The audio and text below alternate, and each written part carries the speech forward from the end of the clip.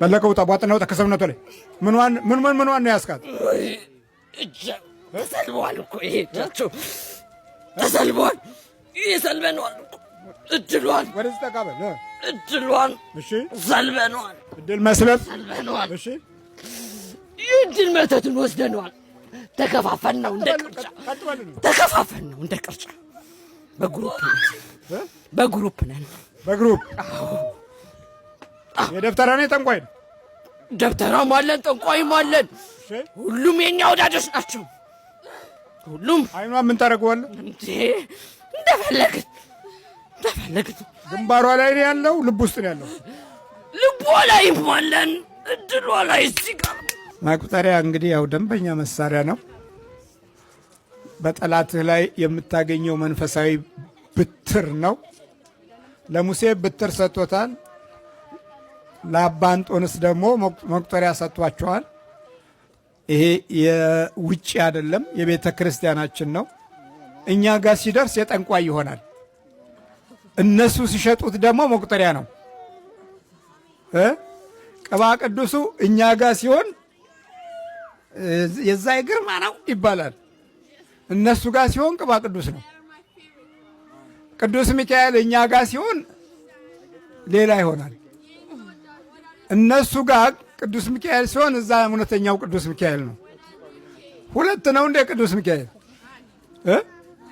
እኛ ጋር ያለው ክርስቶስ የተደበቀውን መንፈስ የመጥሪያ ኃይል ሲሆን እነሱ ጋር ያለው ደግሞ እንዴት ነው?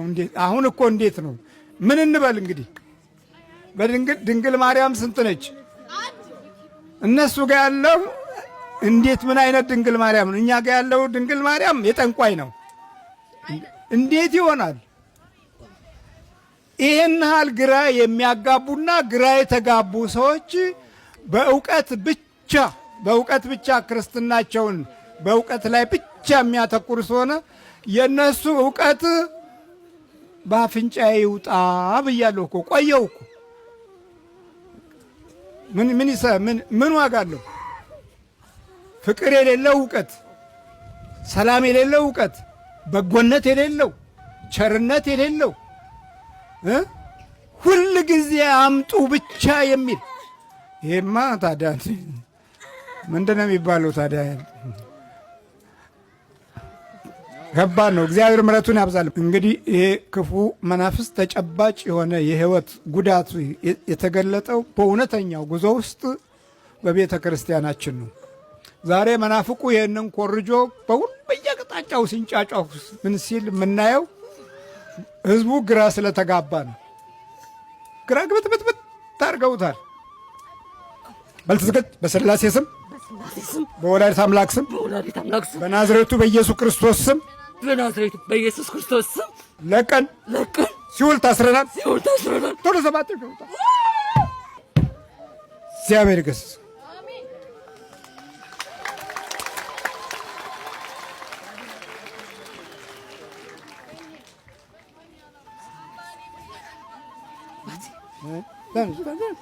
ተነሽ። ማን ነው ስምሽ? ሰናይት። እሺ እኔ ሰናይት ነኝ ማለት ይሻላል? እኔ ሰይጣን ነኝ ማለት ይሻላል? የምንፈልገው ሰይጣንን ነው ሰናይትን ነው? ታዲያ ቤተ ክርስቲያን ይሄ አይደል እንዴ ስልጣኗ? ሰናይትን ማስገኘት አይደል እንዴ? ነው አይደለም? ቅድማ ነበረ። የቱ ይሻለናል? አስተማሪዎቻችሁ ሰይጣን ይሻላል ያሉ ናቸው። ጸሐፊዎቻችሁ አስራት በኩራት እያወጣችሁ ክፈሉ የሚሏችሁ አስተማሪዎቻችሁ ሰናይት ሳይሆን ሰይጣን ይሻላል የሚሉ ናቸው። አሁን ያገኘናት ሰናይትን፣ ቅድም ያየነው ሰይጣንን ነው። ማነሽ? በጣም ነው የማመሰግነው። እግዚአብሔር ይስጥልኝ። በጣም ነው የምወደው፣ በጣም ነው የማከብረው። እግዚአብሔር እድሜና ጤና ይስጥልኝ፣ ሺህ ዓመት ያኖርልኝ። ከኔ እድሜ ቀን እንዴት ነው ትግሉ? ነይ እስቲ ወደዚህ እስቲ እንደው ትግሉ ምን ይመስላል? የመናፍስት ትግል አሁን ብዙዎቹ አይገባቸውምና እንዴት ነው አንቺ የገባሽ የተረዳሽው? እኔ የተረዳሁት አባቴ እርሶን በደንብ አዳምጣለሁ፣ የእርሶን በደንብ ትከተላለሁ፣ እርሶ ያሉትን በሙሉ ካስገባ አለኝ አዳምጬዋለሁ። እንዴት መስገድ እንደምንችል እርሶ አስተምሯል። በሱ ተከትዬ ሁሌ ጠዋትና ማታ እስከቻልኩኝ ድረስ ሰይጣን እቀጠቅጠዋለሁ። ካወቅኩት ጀምሮ ግን ያው ትግሉ በጣም ነው። ባለፈው ራሱ አክሲደንት አጋጥሞኝ ነበረ። ግን የገብርኤል ያመቱ ነበር። ምንም ሳልሆን አባታችን ምንም ሳልሆን መኪናዬ ብቻ እኔና ልጄ ነበር። በቃ ምንም ሳልሆን መኪናችን ብቻ ተበላሽ። የገብርኤል ያመቱ ነበረ እና ጸልዬ ነበር የወጣሁት እና ምንም እንዴት እንደነዳው አላውቅም። ዝም ብዬ እንትኑ ስሰጥ የሚታይኝ የነበረው ራሴ አልነበርኩኝም። ከዛ በስማም ስል ነው ራሴን መሆኔን ያወቅኩት ማለት ነው። በስማም ስትይ ብቻ ነው ራስሽን አገኘሽ? አዎ። ከዛ ምንም አልሆንኩኝም። ግን ያ አክሲደንት መኪናው ከጥቅም ውጭ ሆኗል። እግዚአብሔር ይመስገን። እድሜ ለእርሶ ሁሉም ነገር። እኔ እግዚአብሔር ምንም የጎደለ። ባለቤትሽ ሲገባዋል ይሄ ነገር? አይገባውም። ብልክለት ራሱ አንቺ ዝም ብለሽ ሰይጣን ምናምን ትያለሽ ይለኛል። ግን ምንም ከኔ ጋር ብዙም አይግባባም። በቃ የሆነ እንትን አድርገውበታል። አቅሙን የሰይጣንን አቅም ደብቀነዋል። የክፉን መንፈስ አቅም ደብቀነዋል። የዓለም ገዢ መሆኑን መጽሐፍ ቅዱስ የሚያስረዳውን ደብቀነዋል። የማጥፋት ጥበብና ችሎታውን ደብቀነዋል። ለመስተፋቅር ስንጠቀምበት ይሰራል። ለእውቀትና ለትምህርት ስንጠቀምበት ይሰራል። ለመልካም ስንጠቀምበት ግን ያመናል። ለአፍዝ አደንግዝነት ስንጠቀምበት ያፈዛል፣ ያደነግዛል። መልካም ለማሰብ ግን እንዳትችል አድርጎ የመግዛት አቅሙን ያሳያል። ስለዚህ እንዲህ አይነት ጉዳቶች በዘላቂነት እንዲኖር የተደረገ ዘመቻ እንደምታውቁት ነው። ቀላል አይደለም። እግዚአብሔር ከሁላችን ጋር ይሁን። እሺ፣ በስራ ላይስ እንደው አንቺ ባለሽ ትግል እንዴት ነው የሚያደርገው? ያው ከባለቤቴ ጋር አብረን እንሰራ ነበረ። በትንሽ ወር ጥሩ ነገር እግዚአብሔር ከፍ አደረገን ማለት ነው። ከዛ ጠላት በዛ። አባታችን በቃ ሊያስቀምጡኝ አልቻሉም ሰዎቹ። እሱም ራሱ ተቀየረብኝ። በጣም ጥሩ ሰው ነበረ፣ በጣም ተቀየረብኝ ማለት ነው። ልክ ሰው የእርሶ እያዳመጥኩ መጸለይ ሲጀምር ጭራሽ ባሰበት ማለት ነው። እና በቃ በጣም ከባድ ነው። ግን ከእግዚአብሔር ከታገለው እንደ እርሱ አባቶች ስላሉ እግዚአብሔር ይመስገን። በዚህ ዘመን ውስጥ የእግዚአብሔር ስራ በፍጹም ያልተለመደ ነው ማለት ነው። በዚህ ዘመን ውስጥ የእግዚአብሔር ማዳን በቤተ ክርስቲያናችን በቃ አልተለመደም ማለት ነው። በጠበሉ የሚጮሁት ፈዋሽ ጠበል ይላል። እዚህ በስመ እግዚአብሔር የሚጮሁት ደግሞ ጥላቻቸው ከሰብአዊነት ጋር ነው። አያችሁ፣ ጥላቻቸው ሰው ከመሆን ጋር ነው። በርች በይ በርች። ቆንጆ አሁን ጠጅ ቢኖር ብዙ የሸመገሉ ሰዎች እዚህ ጋር ይሰባሰቡ ነበረ። አሁን የምናየው ትውልድ የሽምግልናውን የሚወክል አይደለም። ጠጅ አለ ቢባል የማይመጣ አይነት ሽማግሌ የለም። እርግጠኛ ነን አይደለም? ብዙ የሸበተ ሰው ነው የምናየው። አሁን የለም፣ ያ የሸበተው ትውልድ የለም፣ እዚህ አይመጣም። ምንድን ነው ያሸበተው? ርዕዮተ ዓለም አሸበተው፣ ፖለቲካ አሸበተው፣ የዘመኑ ለውጥ አሸበተው፣ የ66 ለውጥ አሸበተው። ከዛ በኋላ የተወለደው ትውልድ በየትኛውም አይነት መንገድ አስገራሚ፣ አስደናቂ ክፉ አስተሳሰብን በሙሉ ኃይል በባህሪው ውስጥ አንግሶ የሚኖር ተጠራጣሪ፣ በሁሉም መንገድ የቀናው ያልሆነ ብቸኛ፣ ችኩል፣ ተናዳፊ፣ ምቀኝነቱ ወሰን የሌለው ዝም ብሎ የሚያወራ ገደብ የለሽ የሆነ ትውልድን አፍርተን ይኸው መንጫጫት ነው። የሚሰማ የለም፣ ሁሉም ያወራል፣ ሁሉም ያወራል፣ የሚያደምጥ የለም። እግዚአብሔርም ዝም፣ ታሪክም ዝም፣ መንፈሳዊ ክብርም ዝም፣ ጸጋና ሞገስም ዝም የተባለ ትውልድ። እንሰማና ነገሮች ወዲያውኑ ተገልብጠው ደግሞ መራራ ይሆናሉ። ይጣፍጡና ቋንቋዎቻችን ተመልሰው ደግሞ እሬት ይሆናሉ። በቃ እንግዲህ አሁን አለፈልን ስንል መዓቱ ያልፍብናል። አይ አሁን በቃ አሁን የተሻለ ጊዜ ዘመን መጣ ስንል ጨለማው ይበረታል። አሁን ከፀሐይ ወደ ኮከብ ከኮከብ ወደ ፀሐይ መጣን ብለን ነጋ ስንል ደግሞ እንደገና ደግሞ ድብን ያለ የውስጥም የውጭም የህይወት መደብዘዝ ይገጥመንና እጃችንን በአፍንጫችን በክንዳችን በክርናችን ቆም አድርገን ጉድ እኮ ነው እንላለን። አንዳንዴም ቁዘማውን ለምደነው ሁል ጊዜ በቃ አሊያም ከናካቴው ደንዝዘንና ፈዘን የፈለገው ይምጣ ብለናል። ግራ ግብትብት ያለ ህይወት ውስጥና ታሪክ ውስጥ የገባ ነው።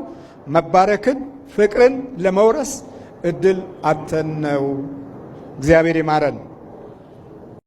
እና በውስጥ ግን ብዙ ጠላት አለ። ያንን የሚያጠቃልህ በስውር የሚያይባትህ ነው። በስውር የሚያይባትህ በግልጽ ጠላትህን ይዋጋልሃል ማለት ነው። እዚህ የምታየው ሁሉ በስውር የገባ ነው እንጂ ሲገባ እኔ ገብቻለሁ ያለ ሰይጣን የለም። እኔ ያስኩት ያለ የለም። ግን ጸሎት ቤት ካለህ መንበርከኪያና መስገጃ ካለህ ሲገባም ታውቀዋለህ። የምታውቀው ምንድነው? መንፈሳዊው ነገርህ ላይ ንቃት እንዳይኖርህ ያደርጋል። የመጀመሪያው ትልቁ አሰራሩ እሱ ስለ መንፈሳዊ ነገር የሚሰማህን ስሜቶች ማጥፋት ነው። እዚህ ላይ ደግሞ 3 አይነት ስሜቶች አሉ። ወደዚህ ቀደም ብለህ ዝም ብለህ ቤተክርስቲያን ትመላለስ እንደሆነ ተመላልሶ ይለምዳል እሱ። ይሄ እንዲህ አይነት ለማዳ ሰይጣኖች አሉ። ለማዳ አንበሶች እንዳሉ ሁሉ ለማዳ ሰይጣኖች አሉ፣ ለማዳ አጋንንቶች አሉ። ይመላለሳል አብሮህ። ግን አንዳንድ መሰረታዊ ነገር ላይ ህይወትህ በጠላት እጅ መያዙ ይታወቃል። አንደኛ ልጸልይ ስትል ይጠፋል። ሁለተኛ እሰግዳለሁ ስትል አቅም ያንሳል። በጎ ነገር አደርጋለሁ ስትል ደግሞ ያምሃል፣ ውስጥህን በሐሳብ ያምሃል። ቸርነትን፣ ቅንነትን በህይወትህ እንዳትይዘው ይፈልጋል። ይሄ ዝም ብሎ ማቶስቶስና ወሬ ብቻ መንሸዋከክ ብቻ ያበዛብሃል። ይሄ በቃ ወደ ቤተ ክርስቲያን የገባ ሾካካ ነው ማለት ነው። ሾካካ ሰይጣን አለ። ሹክክ ይልና አብሮ በቃ እዚሁ ይለማመዳል። ከዛ እንዳውም ውጪ ከምትሰራቸው ክፋቶች ይልቅ የበለጠ እዚህ ተመሳስሎ ከአንተ ጋር የሚሰራው ክፋት ይበልጣል። ይሄ እንዲህ አይነቱ ሞላጫ ሰይጣን ነውና ይመሳሰላል ማለት ነው። ለዛ መመሳሰል ዋናው ትልቁ ነገር አለማምለክና ቅንነት አለመኖር ነው። የተፈጥሮ ቅንነት ማጣት የበለጠ ይሄንን ሰይጣን ያሻሽለዋል። ይሄኛው አይነት ሰይጣኖች ቶሎ አይወጡም፣ ቶሎ አይያዙም። ምክንያቱም እናቃለን የሚል ባህሪያትም አላቸው። እውቀት አለን፣ በደንብ ወንጌል ተምረናል ወይም ደግሞ ማስተማር እንችላለን የሚልም ባህሪ አለው።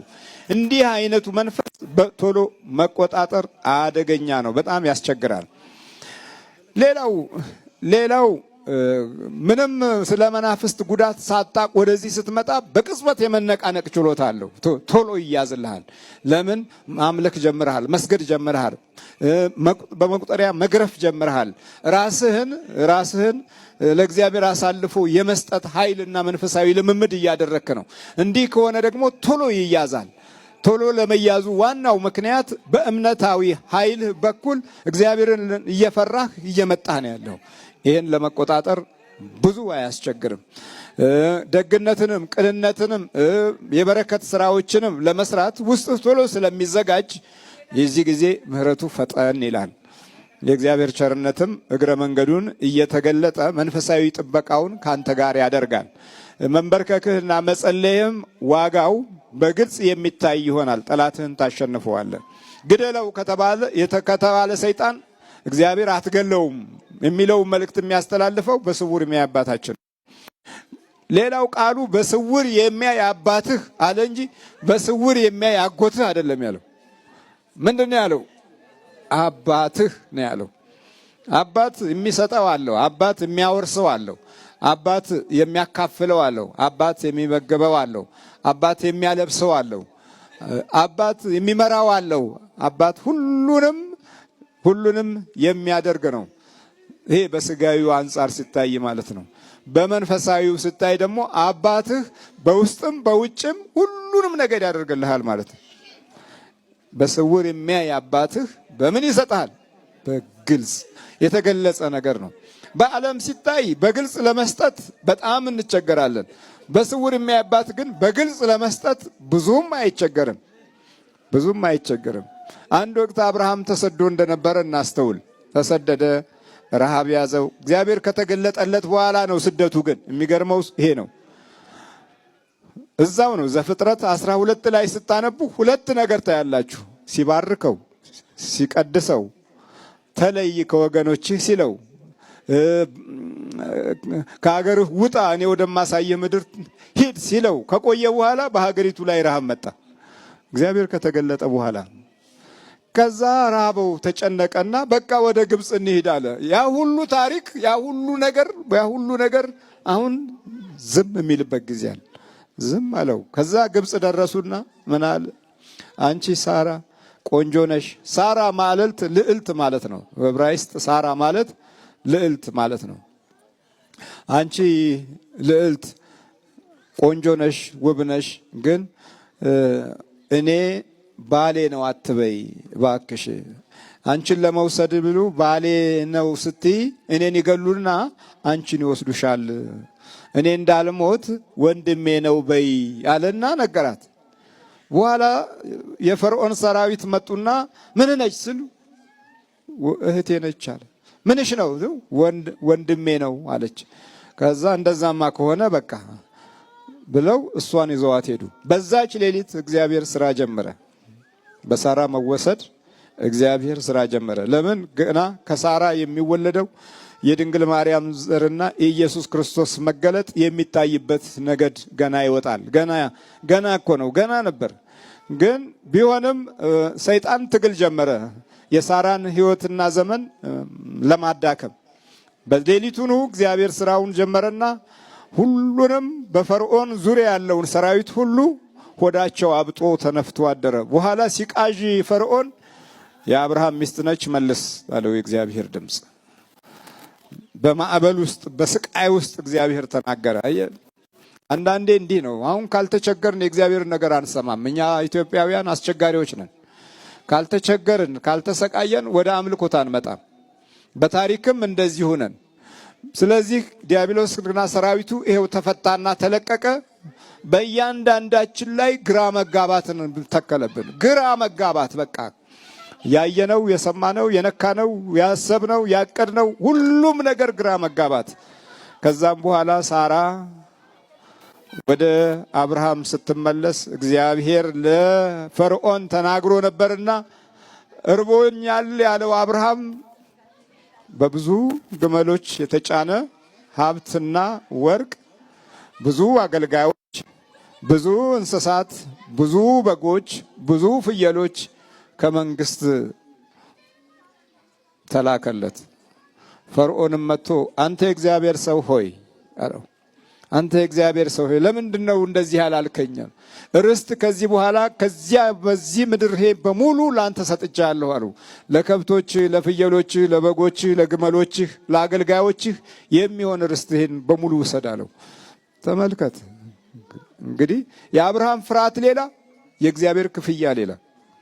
አለ ሀገሩ፣ አለ ዘሩ፣ አለ ቦታው፣ አለ ሀብቱ፣ አለ ገንዘቡ ባለ ገንዘብ፣ ባለ ሀብት፣ ባለ ሀገር ሆነና ኖረ። እግዚአብሔር ስሙ የተመሰገነ። ሳራ ስትሞትም በነበረበት ጊዜ በከነአን ምድር የቄጢ ዘሮች የሚባሉ ነበሩ። እነሱ የያዟትን ምድር ለመቅበሪያ ትሆን ዘንድ እባካችሁ ስጡኛል። ቄጢ ማለት ቀጥታ በእኛ ሲተረጎም አሰቃቂዎች ማለት ነው። የአሰቃቂ ዘሮች ለአብርሃም ርስት እንዲሆን፣ ለመቃብር ርስት እንዲሆን የአሰቃቂዎቹ ዘሮች ምን አሉ? አንተ ከእግዚአብሔር አለቃ ሆነህ እየመጣህ ነህ እኮ። ኧረ ይሄውና ይህንን የኤፍሮንን ምድር ለሳራ መቅበሪያ ይሆንህ ዘንድ ርስት ሰጥተናሃል አሉ። አይ በገንዘብ ልክፈል አለ። በገንዘብ ከፍሎ ያችን ርስት ወዲያውኑ የቄጢ ዘሮች ርስት የነበረችውን ኬብሮን ብሎ ስሟን ጠርቶ በኬብሮን ሳራ ልዕልቲቱ ተቀበረች ማለት ነው። ሳራ እንኳ ሞታ በችግር ጊዜ አብርሃም ርስት አልባ ነበረ። የመጀመሪያው የአብርሃም ርስት ኬብሮን ሆነች። እግዚአብሔር ስሙ የተመሰገነ ነው። ኬብሮን ማለት የቃል ኪዳን ምድር ማለት ነው። እግዚአብሔር ይኸውልህ እንግዲህ ምንም በሌለህ ጊዜ ሁሉ እንኳ ከምንም በላይ ሁሉም ነገር እንዳለህ አድርጎ ያዘጋጅልሃል። በስውር የሚያባትህ በግልጽ ይሰጥሃል። በአደጋ በችግር ጊዜ በመዓት ጊዜ 3 ደቂቅን ተመልከቱ። ህዝቡ ሁሉ ጠልቷቸው አፈር ብሉ ብላቸው ድራሻቸው ይጥፋ በእሳት ይቃጠሉ ተብሎ ያ ሁሉ የእሳት ነበልባል ተዘጋጅቶ በመካከሉ በግልጽ መጣ ማለት ነው። ቅዱስ ገብርኤል በግልጽ መጣ። በስውር የሚያባትህ በግልጽ ይሰጥሃል። አዳም ወዴት ነህ ያልከኝ በፍቅር ድምፅ ፈለከኝ። አልብሰኛል ነጩን ልብስ እወድሃለሁ ኢየሱስ አከብረሃለሁ ክርስቶስ።